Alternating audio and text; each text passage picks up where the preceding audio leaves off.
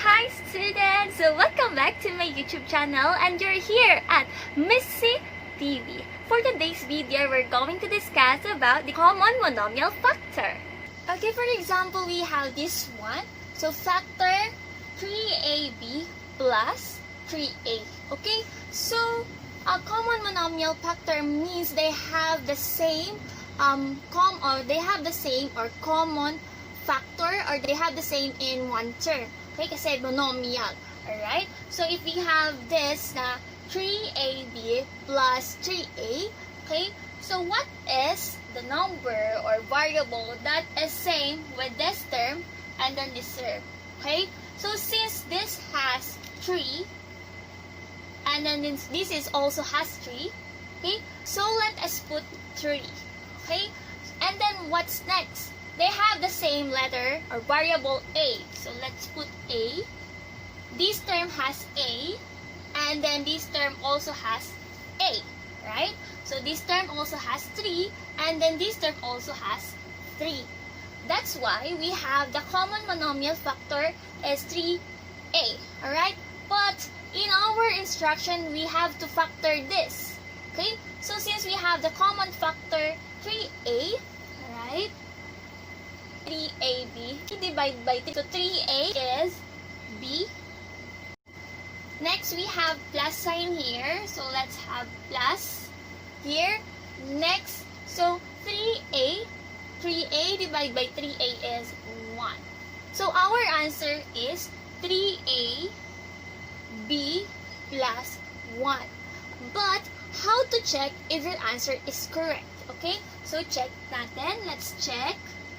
For the checking, okay, so let's multiply this term, okay, so 3a b plus 1, alright, so 3a times b is we have 3ab, okay, next, this is positive, so let's put positive here, and then 3a times 1 is 3a. So we have the same answer.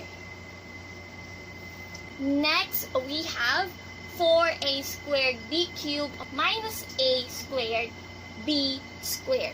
Okay, so what is the common term or variable or coefficients that we have in these terms? Okay, so this has 4 but this don't have 4.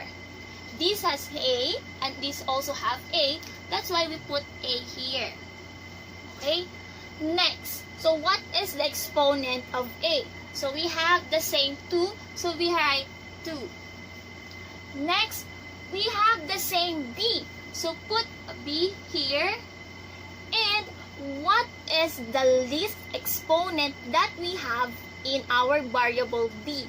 Since this has 3 and this is also has 2, so we put or we choose the least exponent.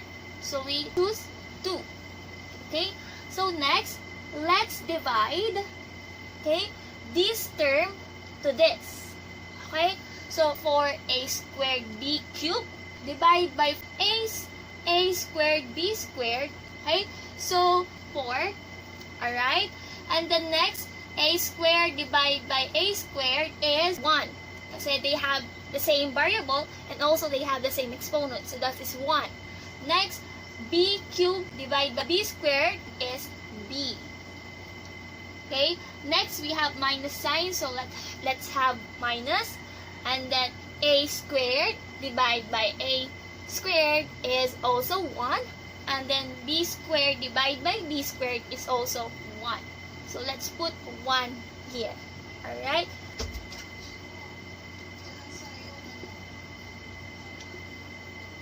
Next, let's check. So how to check? Let's multiply this term to this term. So again, a squared b squared times 4b minus 1. Alright? So a squared b squared times 4b is 4a squared b. And then since this is also negative, so we put negative sign here. Okay, so a squared b squared times 1. So we copy a squared b squared. So that's why we have the same answer. How about in number 3? So we have 3x minus 12. Alright? So here, what is the same variable or the same coefficient that we have here? So what we're going to do is to get their GCF. Alright? So what are the factors of 3x? Okay? So the factors of 3x are 3 times x. Right? Because 3 times x is 3x. Next, what is the factors or factor of 12? Okay? So their factor is 3 or 2 times 2 times 3. Because we have 2 times 2 is 4. 4 times 3 is 12. Alright?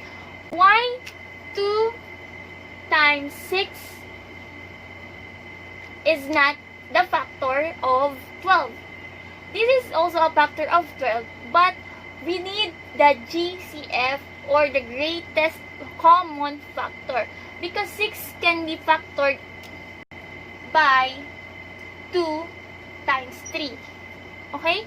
So, if you factored 6, so we also get this one. 2 times 2 times 3. Right? So, next, what is the same factor here? Okay? So, they have the same 3. Okay? So, the common monomial factor of this polynomial is 3. So, write 3 here. Okay? So, next, 3x divided by 3 is x. And then, we have minus sign here. So, put minus. And then, 12 divided by 3 is 4. Okay? So, this is our answer. Now, let's check. So, again, let's multiply this term to this. Okay? So, 3 times x is 3x. 3 times the negative 4 is negative 12. Okay? So, we have the same polynomial. Okay, how about we have this in number 4? So, we have 5x squared y squared plus 15xy. Okay, again, they don't have the same coefficients, but they have the same variable. Okay, now let's have the GCF. Okay, so what are the factors of 5x squared y squared? Okay, so we have 5 times x times y times y. Next, what are the factors of 15xy? Okay? So 15xy, the factors are 3 times 5 times x times y. Next, so what are the common term or common variable and coefficients that we have here? We have common, yes, 5. We have common 1x. We also have common 1y. So that's why we have the common factor 5xy. Alright? So that's the common monomial factor. And now, let us divide this term to this term. Alright? By 5x squared y squared. Divide by 5xy is what? xy. Next, we have plus sign here. So, put plus sign. 15 divided by 5 is 3. Alright? Next, xy divided by xy is 1. That's why this is our final answer. Next, how to check? So, let us check. So, let us multiply multiply this term to this term. So we have 5xy times xy plus 3. So 5xy times xy is 5x squared y squared plus 3 times 5 is 15. And then we have xy here, so xy. So we have the same equation, or we have the same polynomial. Last example, we have 28x cubed y squared z minus 4xy. Okay, so what are the factors of 28x cubed y squared z? Okay, we have, can be 2 times 2 times 7, because 2 times 2 is 4 times 7 is 28, and then times 3 or times x times x times x times y times y times z. Alright, next, what are the factors of 4xy? So we have 2 times 2 times x times y. Alright, so what are the common terms or common coefficients and variables that we have here? Okay, so we have common 2, also 2 here, add 1x and then 1y. Alright, so what is the common monomial factor of this term? So we have 2, since we have 2 and 2 here, so 2 times 2 is 4, right? 4, we also have 1x and then 1y. Alright, so this is the common monomial factor of this polynomial. Now let us divide this term to this. So 28x cubed y squared z divided by 4xy is 7. Okay, x cubed divided by x is x. Y squared divided by y is y, and then we put z. Right? So this is negative, so put minus sign here. 4 divided by 4 is 1. X divided by x is 1, and y is divided by y is 1. So put 1 here. Alright? Now, let us check. Okay? So let's check here na lang. Here.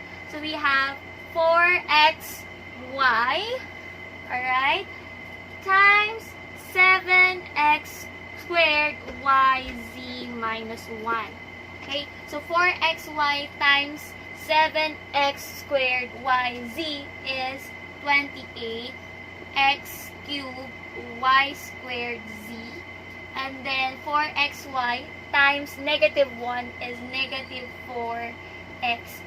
So we have the same polynomial with this.